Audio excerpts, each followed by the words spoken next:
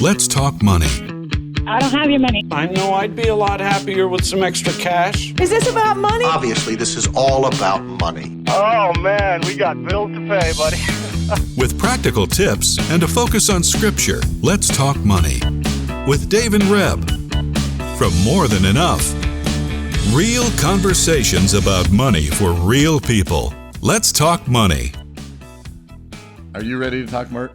Well, can I say that again? Are you ready to talk money, Reb? Yes, There I we am go. ready to talk money. Are you? I'm not quite sure. I mean, I like talking about money, but the talking part might be the problem this morning. Do you ever, Kayla, here's a big reveal. Do you ever get tired of talking about money? Probably. Yes. I would say he does. He's not being completely honest here.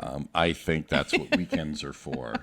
I don't talk money after 5 o'clock on Friday. When our kids were young, we'd sit around the table and they'd be like, can we not talk about money tonight, please? So we had to refrain from talking work and money. Anyway, okay, who's sponsoring the show today? Today's show is sponsored by our friend and colleague, actually, who I work quite closely with, Stephen Francipelia and Francipelia Law and the crew there. I mean, he's got a great team, and they do real estate wills, all of that good stuff.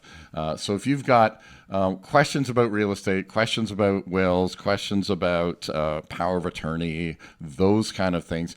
Doesn't do a whole lot of corporate stuff, doesn't do a whole lot of tax law, all that. So, I mean, they're pretty... Although he does say that there's some corporate services. So if you need any lawyer, just call his office, call Stephen. Yeah, He's a wonderful man. And he'll tell you what he does. And he'll tell you what he does, yes. So thanks, Stephen, for sponsoring today's show. Again, you know where to find the show, but I always like to tell you anyways. So YouTube, if you're on YouTube, iTunes, or Spotify, feel free to like or feel free to subscribe, all of those good things. And, of course, notmine.ca, chri.ca, and morethanenough.ca, our website. You can find all of the podcasts and some of Reb's blogs and her book and all of those things you can find in terms of resources on the website at morethanenough.ca. So the question today is, what would it look like for you to have a financially healthy home? And what are some steps that you can take? In fact, I'm going to talk to Dave because Dave knows these probably things in his sleep. He could tell you. But it is a question that does keep coming up again and again. And it is something that we provide.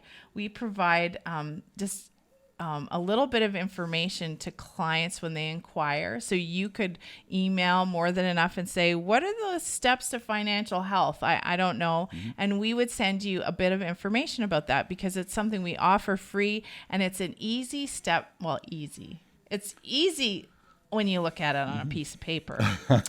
And there's 5 steps. And we're going to talk about those today to help you get your footing in your finances. So and there is, the financial fitness seminar that we do on the YouTube channel. Yes. So we just did it in April, and we're actually aiming to do one en français on May 23rd in person at One Way Ministries. So that's May 23rd at 6:30.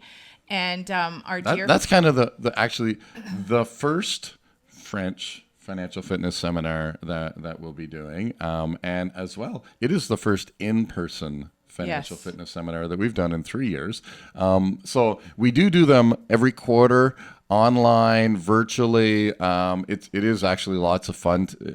I love in person, but I actually have been enjoying the virtual part of doing the seminar because there's a little more, I don't know, it's almost like we're sitting around a table. Yeah, there is a certain intimacy, as funny as that sounds, with a Zoom. Yeah. Anyway, and maybe some of us feel a little more honest, that we can ask some honest questions because I get to pick on people because I just look at them and I know their names and I say, hey, you answer. No, just kidding. So you can go to our website, morethanenough.ca, and click the top right button that says financial seminar and find out all the dates for those for this year. Yeah. But on May 23rd, we're having one in French, and our friends Emil and Dominic are going to be leading that for us. So if you know of anyone, we're trying to get the word out. for anyone to come to that at One Way. So if you need to, just call our office to get more information. And of course, the English version is on YouTube. Yes, that was kind of where we were going with that. Now, yes. And we probably down the road will probably do a video of the French one and have that up there too, but not quite yet. So we are going to talk about the 5 steps to financial health. And I'm going to read simply the verse from John 8, where Jesus says to the folks that he was speaking with, most assuredly, I say to you, whoever commits... Oh, no, that's not it. Okay. So he spoke these words. Then Jesus said to the Jews who believed him, if you abide in my word, you are my disciples indeed. This is verse 31, John 8. And you shall know the truth, and the truth shall make you free. And then I read the part going into the next part, and they said, well, we are Abraham's descendants, we are Abraham's descendants and have never been in bondage to anyone. How can you say you will be made free? And Jesus answered them and said, most assuredly, I say to you, whoever commits sin is a slave of sin, and a slave does not abide in the house forever, but a son abides forever. Therefore, if the son makes you free, you shall be free indeed. That's the whole context for those verses. But often we talk about the truth setting us free. Right. And why did I pick those verses today? Because the practical application of these simple and not so simple steps is true. And it's proven that these steps work in people's lives because we hear stories all the time, actually around the globe. Dave Ramsey hears the stories all the time because Dave Ramsey talks about these 5 steps as well. You can Google Dave Ramsey and find a whole bunch of information from the States from him as well. So lots of people talk about these 5 steps. Dave, what are the 5 steps? So, and I want to put this in just a little bit of context because these 5 steps, I would say, again, if you were to Google ways to get financially healthy or financially fit, you might have 10 steps, you might have 12 steps, you might have 7 steps. I think Dave Ramsey has 7 or 9. No, he has 7 or 9. But anyways, the long and short of it is we really felt we just want to really bring it down to the core. And these steps apply whether you're in England, whether you're in France, whether you're in Japan, whether you're in Canada. These steps are the core steps of what a financially fit home might look like. And so step number 1, and we make the assumption, but we don't have to, but we make the assumption that there may be some consumer debt, that there is some debt. So I would say step number 1 and step number 2, which is build what we call a mini emergency cushion, a place to go before you have to go to credit. So you build this mini emergency cushion with an eye to have a fully funded emergency cushion, which that is a minimum 3 months of expenses in your bank account. So the mini emergency cushion, $1,000 to $2,000. The reason we do that is because between those two, the mini emergency cushion and the fully funded emergency cushion, is your debt. Right. And we don't want you to have, say, $10,000 sitting in a bank account for your emergency cushion and have $10,000 of debt that you're paying 29% interest on it. That doesn't make any sense. Right. So the idea here is you get a place to go. You have to have a place to go other than credit when emergencies happen. Okay. We have been taught by the financial industry that, hey, the way that you manage emergencies is with credit. And we want to break that assumption. We want to break that. That's really only benefits the financial institution, doesn't really benefit you because that emergency becomes compounded negatively against you, right? So again, if I have an emergency and then I go borrow on my credit card to pay for that emergency, now that emergency is costing me 25% or 18% or whatever the percentage is extra. And I had an emergency, which means I didn't have the money, right, which means it's compounding against me. So the whole goal here is to live without any consumer debt. Okay. So step number 1, and consumer debt is credit cards, credit lines, car loans.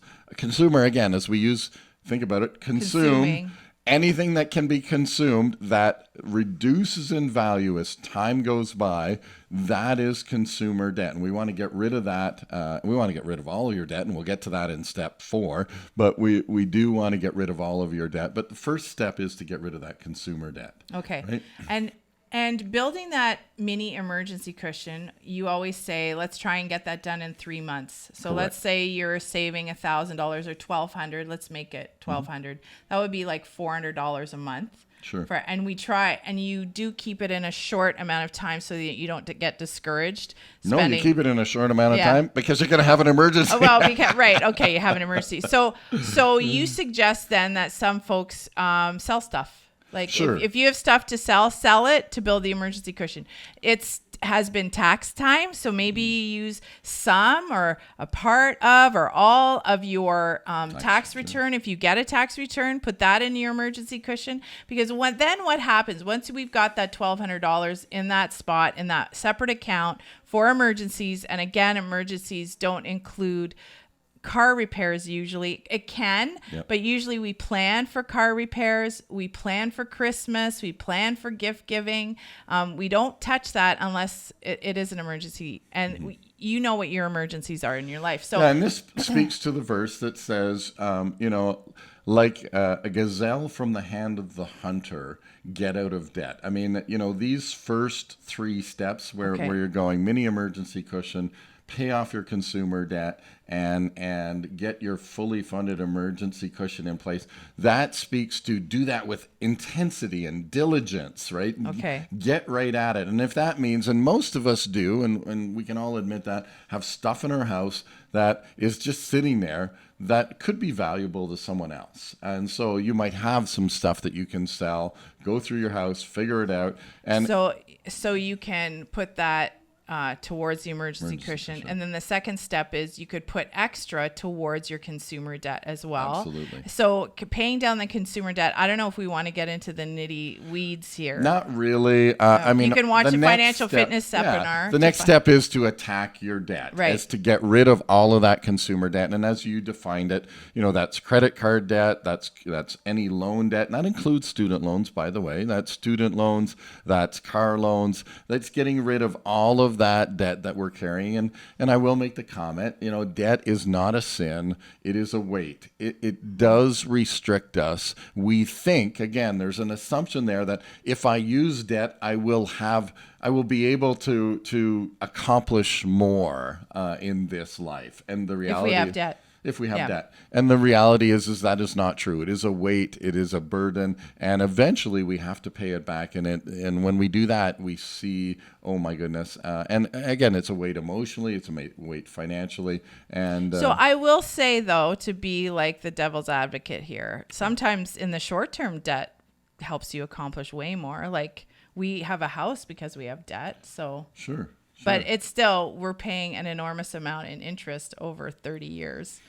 We're paying double. We're paying double for our house, like, to be real. So statistically in Canada, most people pay for their houses 3 times over, right? Is that also because we consolidate and put some of our other debt on? And that is kind of the statistic. Number, you pay for it once because that is the purchase price. So that's the principal of your mortgage. You pay for it a second time over in interest costs over the term of the mortgage. And most people do renovations or upgrades or do something in the course of that. And they use debt to do that. And so there's the third time where we're investing. So statistically, that is the If stat. you didn't know that, today you've heard it here. You're paying for your house 3 times. So anyway, but okay, so saying that, I just wanted to say that sometimes we do see debt, and debt can get us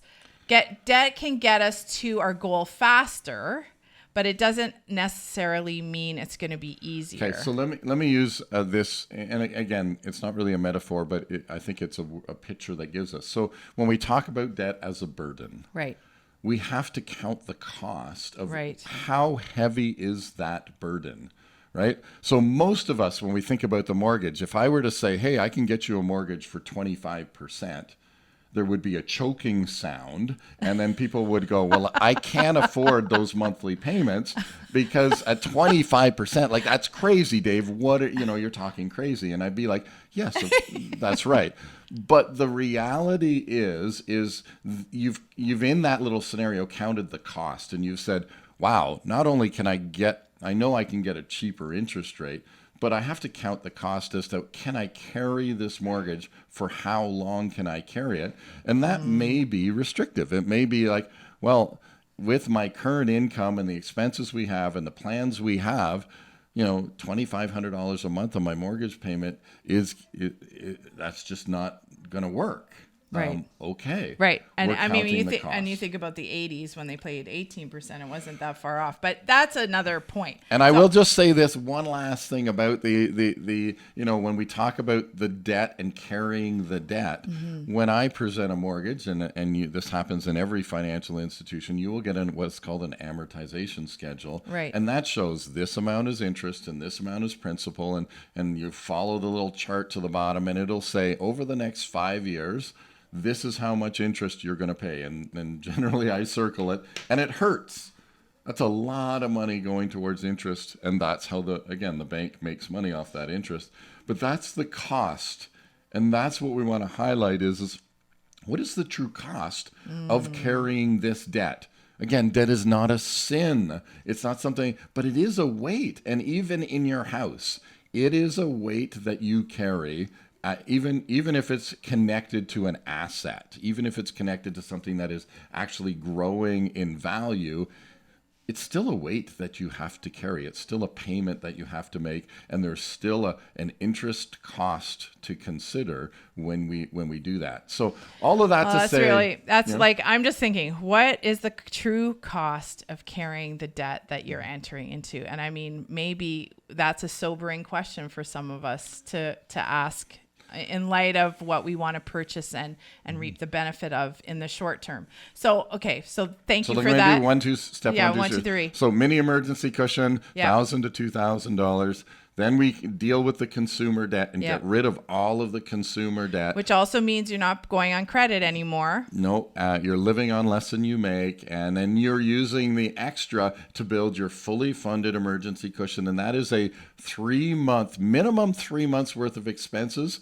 You can go more because you're going to keep saving. But minimum 3 months worth of expenses sitting in an account that isn't maybe so easy to get at, but you don't want to be able to go to the brick and empty it out either, right? So, recognizing that 3 months is an emergency cushion. It is to cover things like a job transition or things like you get hurt and you can't work. There's all kinds of emergencies, and the definition of an emergency is something that you could not have forecast.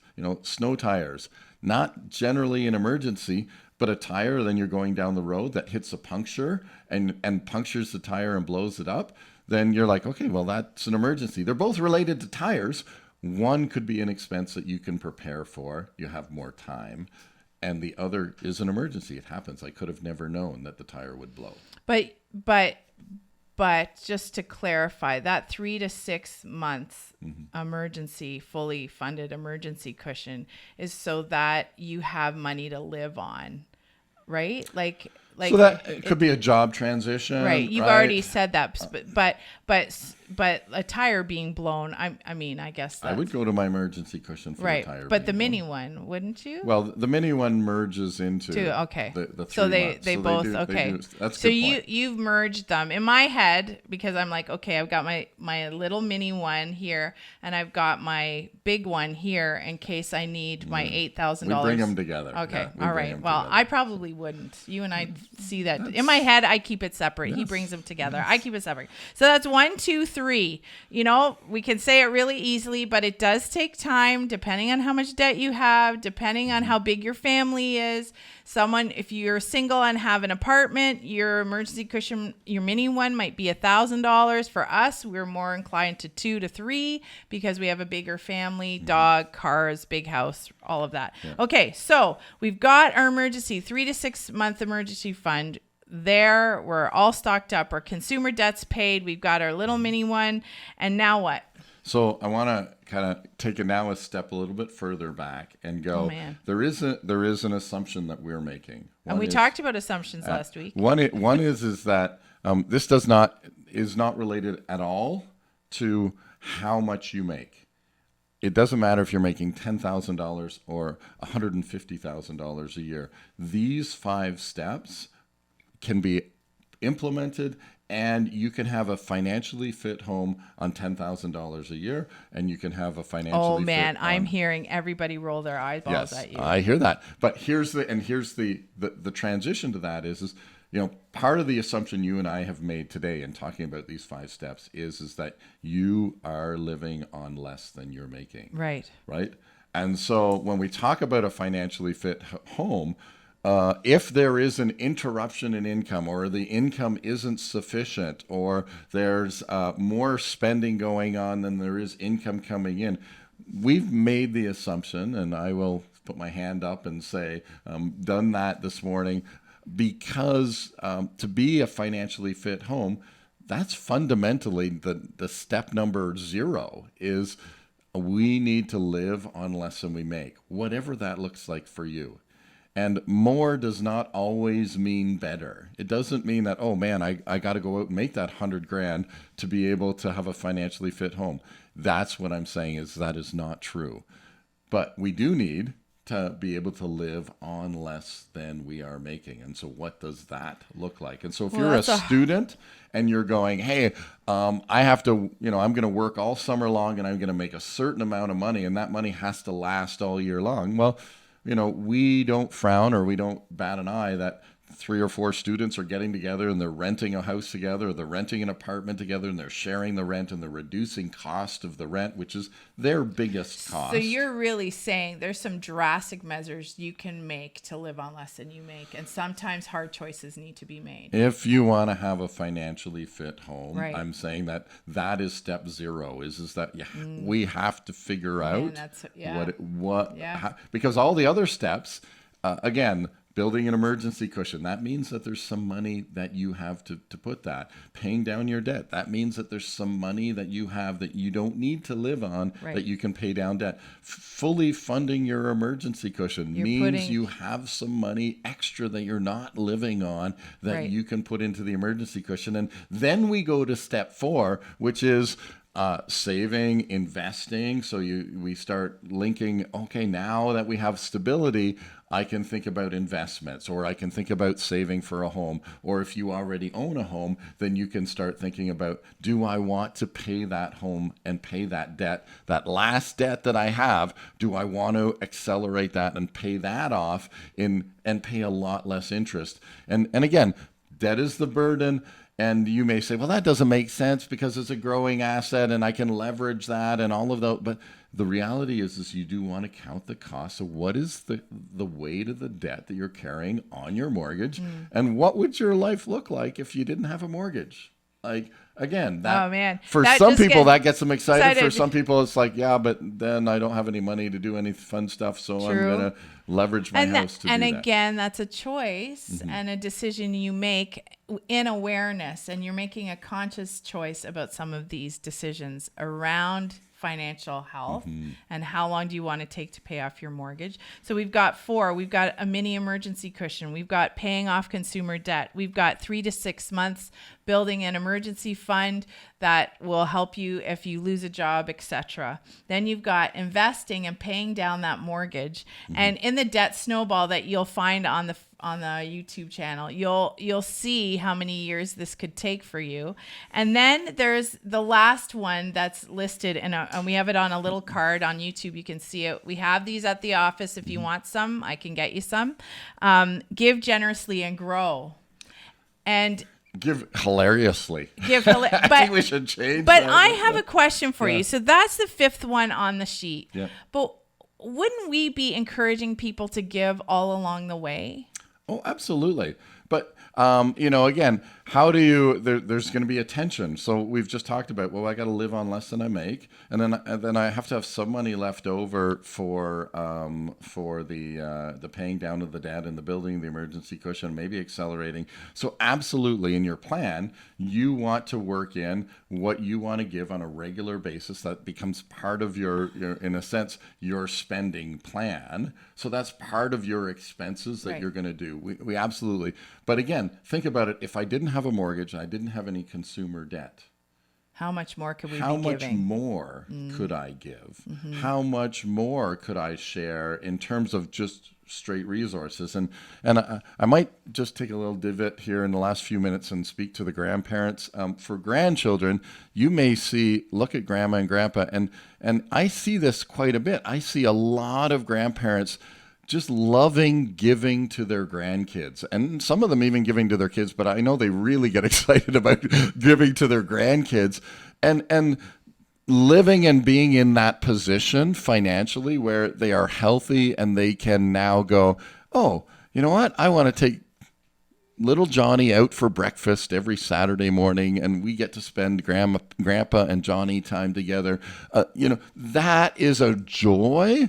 But if you're burdened by debt, then some of that joy kind of goes away, because you're like, oh, now I got this tension. I got this debt that I got to get rid of. And I have seen that spark in so many grandparents' eyes when they talk about the things that they're doing with their grandchildren. And they have the ability to do that because the rest has all happened. They have their emergency cushion. They have their zero consumer debt. They've paid for their house, or they're almost done paying for their house, and they're living in that affordable place where they're saying, "Hey, I've got the plan. It's going to be paid off in 5 years. This is the payment, and now I get to share and give more to the thing that means so much to me." So that fifth step is really just an abundance more. So we're not saying don't give all the way, because we really encourage you to have giving as a line item in because God's heart, God's DNA, everything about God is generosity and giving.